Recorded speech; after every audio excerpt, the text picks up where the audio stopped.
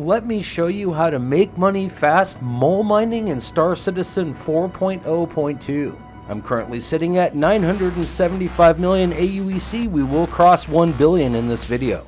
Let's go over the loadout for your utilities. Now the very first turret is going to have the Arbor MH2 in it.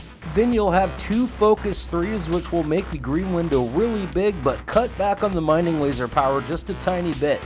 In my second turret, I'm going to have my Helix 2 mining head. That one is going to have 2 of the Riger 3 modules on there, and then 1 Focus 3 module on there as well.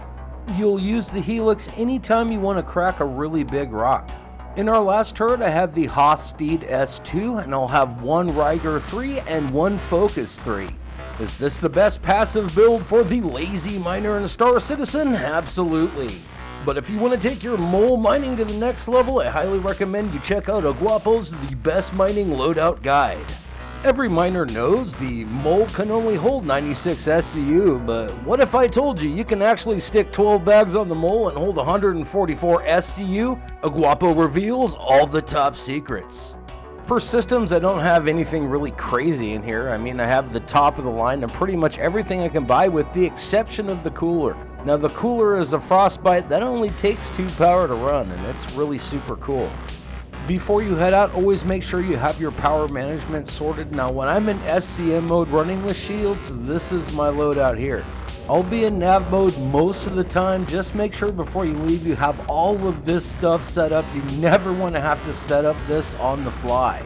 Our first run is going to be for a load of ice. Now you can find ice everywhere as long as it's in space and there's asteroids nearby. So any of the RABs, any of the clusters. And if you want, you can even take a cheap salvage contract. There will be ice nearby those Lagrange points. You know, as long as you're in Pyro. On this load of ice, I think I'll either give Foxtrot or Rabroth a try. Let's head over to Rabroth first and see if there's anybody around.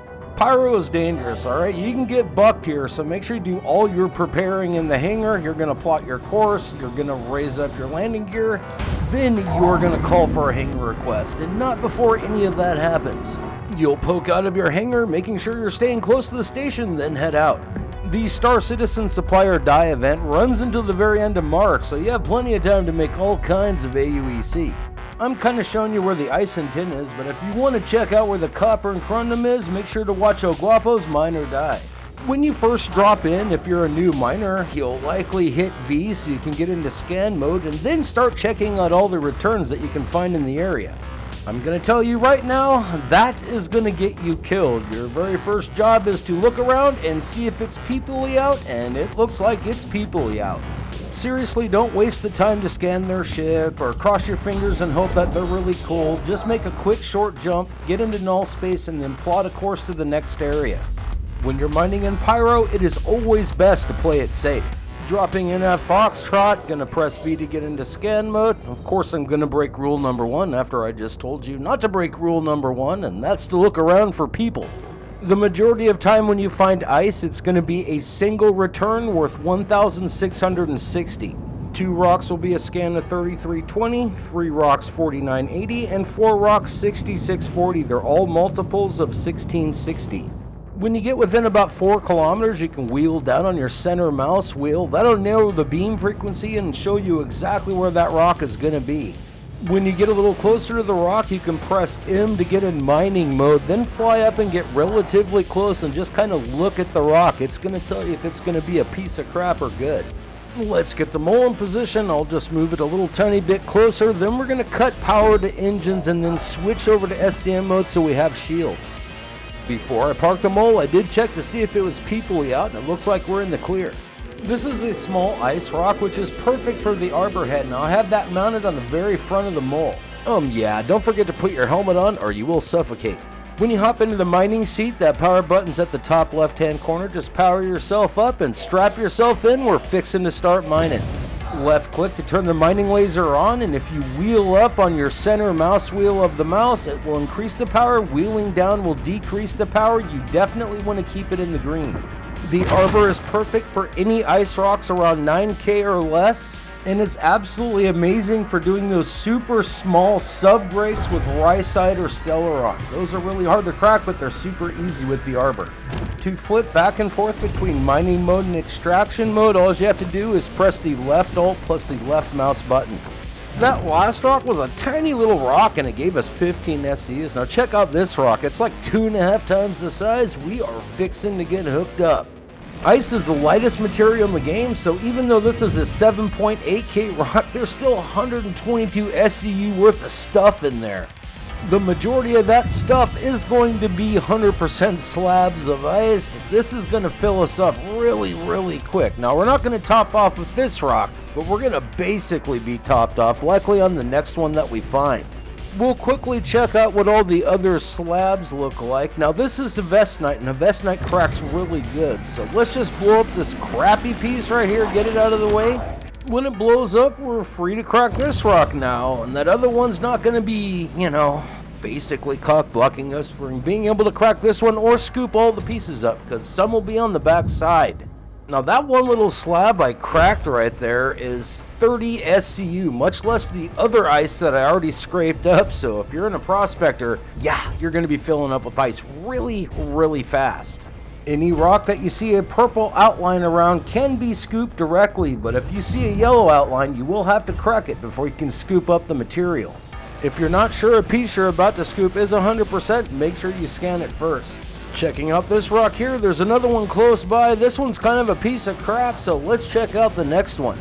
Come to Papa. Oh yeah, this one's most definitely going to be worth our time. Positioning the mold does take a little bit of practice and getting used to, but once you get used to it, you can line it right up on the optimum line, basically like I have it right now with the arbor head or any of the heads you use. And just like that, we're all topped off. New miners to Pyro are just going to plot right back to checkmate and possibly get caught in a QT trap. So instead, make a side trip like I am. I'm going to rods. We're going to fly that way for a little bit. Now we can head to checkmate, and by doing this, we're mostly coming from the back side, not where everyone mostly drops into. When you get there, break your freaking neck to get as close to the space station as you possibly can. When you get close, make sure to get into SCM mode so you have your shields on.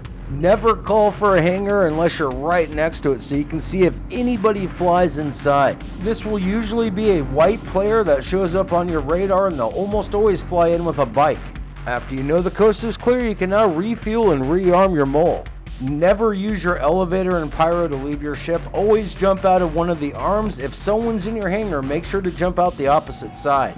The cool thing about Pyro is you can get directly to the refinery deck from your personal hangar, so that's totally awesome. Remember when ice was so light and it hooked us up totally and completely fat? Well, we're fixing to take it right in the keister while picking up the soap. For refining methods, there's only two I'll recommend, either the Dinks, which is half as expensive as the Ferron, but Ferron also completes in about 1/3 of the time.